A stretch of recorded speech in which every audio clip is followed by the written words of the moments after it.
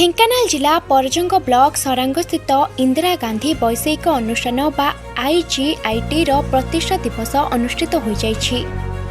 निर्देशक डॉक्टर विद्याधर साहू नेतृत्व में आयोजित कार्यक्रम मुख्य अतिथि भावे राज्य सरकार शिल्प दक्षता विकास और वैशेषिक शिक्षा मंत्री संपद चंद्र स्वाई सम्मानित अतिथि भावे मंत्री कृष्ण चंद्र पात्र ढेंकानाल सांसद रुद्र नारायण पाणी उपस्थित थिले। 1982 मसीहा मार्च 6 तारिख दिन सरांग गाँव ठारे आईजीआईटी कॉलेजर प्रतिष्ठा होइथिला, जहाँ एबे महाद्रुम रे परिणत होइछि। राज्य तथा राज्य बाहर शह शह संख्यक छात्र छात्री इंजीनियरिंग कॉलेज रे एबे अध्ययनरत।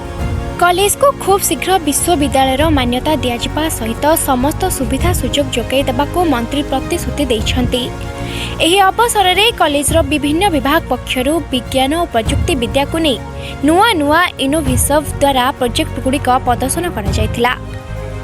एथे सहित college library main gate complex hostel side gate एवं 600 शज्या विशिष्ट छात्रावास निर्माणर भित्ति प्रस्तर स्थापन होइतिला।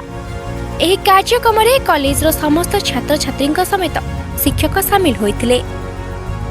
हमरो गर्व गौरव आउ इथे मान्यवर आउ सेही विभागर मंत्री आसिचंती तांको कथा कहि सारचंती। से अनुष्ठान को निश्चित भाव में आगे नवा पई जहा करबा दरकार से करिवे एवं आमे मान्यवर मुख्यमंत्री को मध्य कहबो जे जो डिमांड आसुची जे संस्था को यूनिवर्सिटी करबा पई आमे निश्चित भाव में सेति पई लागिबो।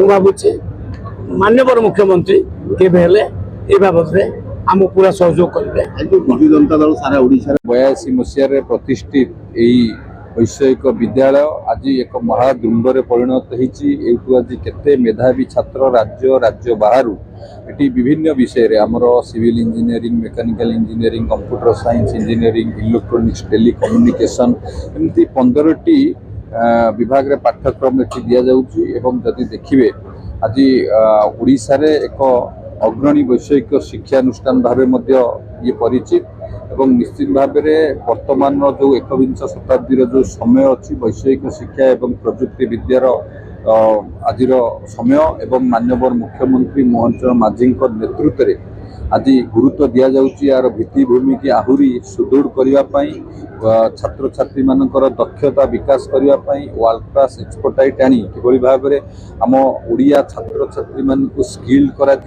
गुरुत्व दि जाउची। आम सरकार सबुबले जो छात्र छात्री मानकर भविष्य को लक्ष्य रखी एवं ओडिशा को एक समृद्ध ओडिशा गठन करिबारे ये वैषयिक शिक्षा गुरुत्वपूर्ण भूमिका से नब एवं इंडस्ट्री जहाँ नीड करुच्ची जो स्किल नीड करुच्ची बा जो टेक्निकल एजुकेशन नीड करुच्ची आम सरकार सब प्रस्तुत होती।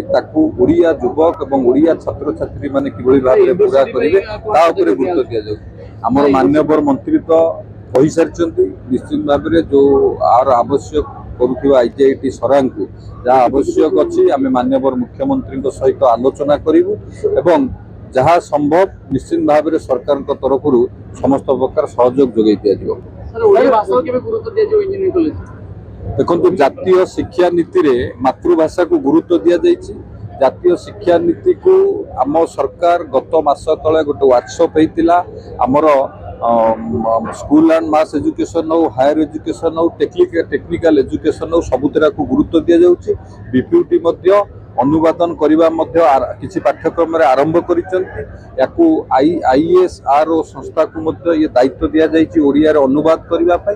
आमे समस्त जानिते जदि मातृभाषा रे गोटे स्टूडेंट पाठ पढ़िबो से सृजनशीलतार अधिकारी हेबा सहित विज्ञान भी कहूँ इनोवेटर हो पार।